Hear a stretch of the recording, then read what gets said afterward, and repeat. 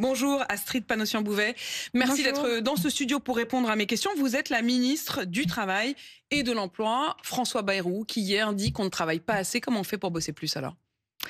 Alors, on travaille individuellement assez, mais pas collectivement. Et par rapport aux pays, à l'Allemagne ou à l'Angleterre, où on est 11 sur le terrain de foot, nous, on n'est que 8. On n'a pas suffisamment de jeunes qui travaillent, avec une insertion qui est difficile sur le marché du travail. Et effectivement, depuis des années, on s'est habitué à laisser partir nos travailleurs expérimentés, j'ai pas envie de parler de seniors, de l'entreprise. Et donc, il faut absolument aujourd'hui remettre au travail ceux qui sont en capacité de travailler, nos jeunes, nos travailleurs expérimentés, et puis aussi les femmes qui, de plus en plus, quittent le marché du travail. Elles sont 150 000, faute de garde d'enfants. Et donc, c'est vraiment un défi national. Donc il y a ce défi, réussir à faire en sorte que ceux qui pourraient travailler travaillent. Ça veut Voilà. dire quoi? C'est un défi du côté des employeurs qui n'embauchent pas assez, c'est un défi du côté de la formation. Quel est le levier? C'est tout. C'est les deux, mon général. C'est effectivement un sujet de compétence. On le voit sur les jeunes, où effectivement, même quel que soit le niveau de qualification, les jeunes ont des difficultés à s'insérer sur le marché du travail. Donc, il y a un vrai sujet de formation initiale et de formation continue.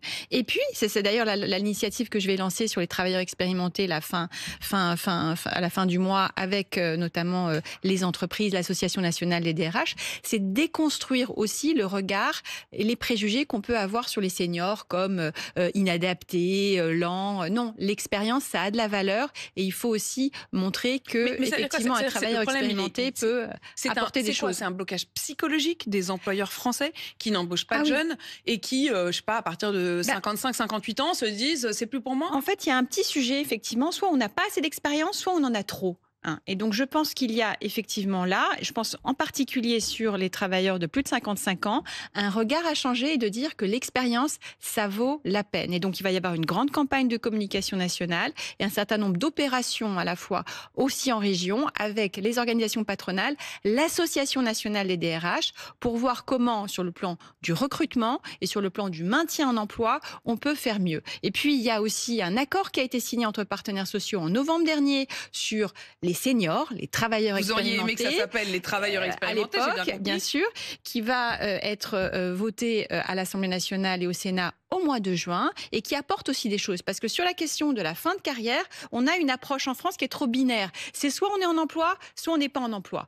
Il y a des approches qui peuvent être aussi multiples. Ça veut dire La quoi? retraite progressive, ça veut dire qu'à partir de 58 ans ou 60 ans, on peut être à temps partiel. On peut être à la fois en temps partiel et commencer à toucher sa retraite. C'est le cumul emploi-retraite qui est très compliqué en France et j'espère que dans le cadre du conclave, les partenaires sociaux vont regarder ça aussi pour qu'on puisse, même quand on est retraité, continuer à travailler.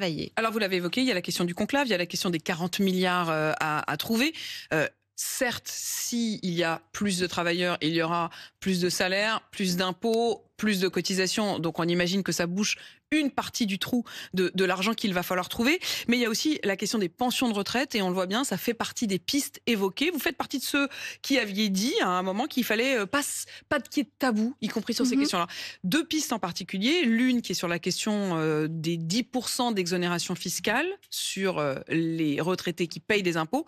Et puis l'autre sur la question de l'indexation des pensions de retraite. Sur les 10%, est-ce qu'il faut y réfléchir, comme le dit le MEDEF par exemple? Ça, c'est Ou comme le dit aussi la CFDT d'ailleurs. comme le dit le CFDT ou comme le dit le MEDEF. C'est précisément ce genre de sujet dont ils sont en train de discuter dans le cadre du conclave. Moi, je vais les laisser continuer à travailler. Rappelez quand même ici à ceux qui nous regardent que les retraites, c'est un quart des dépenses publiques aujourd'hui, que les retraites, c'est 30% du salaire brut entre ce que paye l'employeur et ce que paye le salarié, avec effectivement un Ces impact, cotisations. comme les cotisations, comme l'a rappelé la Cour des comptes qui a fait un deuxième rapport cette semaine, un impact sur le maintien en emploi, le recrutement, mais aussi sur le pouvoir d'achat des travailleurs. Et donc, il faut pouvoir effectivement regarder toutes les pistes, toutes les solutions. Et un point important qui montre la maturité des partenaires sociaux. Ils se sont mis d'accord sur une lettre d'objectif cette semaine semaine en ce qui concerne les retraites, où ils disent effectivement qu'il faut qu'on revienne à l'équilibre et qu'il faut que l'effort soit partagé entre les parties prenantes. Les parties prenantes, c'est qui? C'est les salariés qui cotisent, c'est les entreprises qui cotisent, mais c'est aussi les retraités. Enfin, Donc, quand vous dites la maturité regarder. des partenaires sociaux, il y en a quand même quelques-uns qui sont partis. Je parle qui de ont la quitté maturité de ceux. Alors, moi, je juge CGT pas. ne participe plus. Moi, je ne juge pas. Je juge en tout cas ceux qui sont. Quand je parle de la lettre d'objectif, c'est la lettre d'objectif de ceux qui ont décidé de rester autour de la table. Et donc, c'est-à-dire, en particulier, la CFDT, la Confédération Générale des Cadres, la CFTC, et puis les organisations patronales. Vous dites c'est eux qui bossent et c'est eux qui décideront sur cette fameuse question de l'abattement des 10% sur les retraités. Je précise qu'il s'agirait dans ce cas des retraités qui payent des impôts, donc non pas des retraités les plus modestes, qui eux sont exonérés quoi qu'il arrive d'impôts. Est-ce que ils vont en discuter, mais est-ce que ça aurait votre faveur? C'est-à-dire, est-ce que s'ils arrivent au ministère du Travail en disant voilà, on se dit qu'il faut que tout le monde fasse des efforts et ça peut être des pistes? Je veux qu'on arrête de regarder les retraités comme un bloc homogène. Il y a autant de retraités. Les retraités, c'est des anciens travailleurs pour beaucoup. Et donc, il y a des retraités, notamment, il y a 75% des retraités qui ont une résidence, qui sont propriétaires, voilà, de leur résidence et qui sont propriétaires de leur résidence principale. Et on voit bien que les difficultés aussi se concentrent sur ceux qui ne sont pas propriétaires et dont l'essentiel de la pension va dans l'allocation. Donc on pourrait se dire aussi que c'est ceux-là, ces 75%-là. Je ne me prononcerai pas devant vous, j'attends les propositions, le Premier ministre aussi, et nous verrons. Et puis ensuite, ce sont des discussions qui doivent aussi faire l'objet de débats au Parlement. La question d'indexation des pensions sur l'inflation. Aujourd'hui, les pensions de retraite sont indexées sur l'inflation.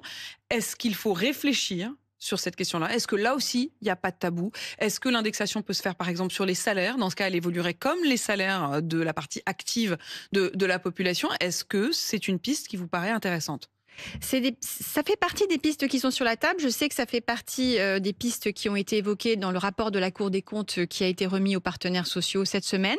Là, moi, je ne veux pas préempter ce que vont nous dire ceux qui sont toujours de la table du conclave. Je les laisse faire leurs propositions. Mais je note encore une fois que ceux qui sont autour de la table de ce conclave ont fait une lettre d'objectif sur le retour à l'équilibre, des mesures de justice sur les femmes, la pénibilité, une gouvernance qui redonne la main aux partenaires sociaux et d'efforts partagés. Je pense que c'est une maturité, je le dis encore, qu'on n'a pas nécessairement eu pendant les débats à l'Assemblée nationale sur les retraites. Astrid Panosyan-Bouvet, on l'entend bien. Vous dites c'est à eux de bosser et vous voulez évidemment mettre en avant l'idée qu'il y a un dialogue social et que si on leur a permis d'avoir un conclave, autant qu'ils s'entendent vraiment et que vous ne vous en mêliez pas. Tout de même, le Premier ministre, il s'en est quand même un peu mêlé parce qu'à un moment, il a dit en fait, on ne reviendra pas aux 62 ans. Donc, est-ce que vous pouvez quand même nous dire ce matin au moins que c'est des pistes sur lesquelles vous ne vous opposerez pas? C'est-à-dire, ça fait partie des pistes dont vous dites, s'ils bossent là-dessus, nous ne nous y opposerons pas. Mais le Premier ministre a dit qu'il ne s'opposerait pas aux pistes et aux solutions qui sont proposées et qui font l'objet de compromis des partenaires sociaux. Mais sur les 62 ans, il est bien évident. Quand on parle de compromis, ça veut dire qu'il y a un accord entre les syndicats qui sont autour de la table et le patronat. Moi, il m'avait quand même semblé assez clair que le patronat refusait le retour aux 62 ans, d'autant plus que c'était chiffré. Ça coûtait relativement cher.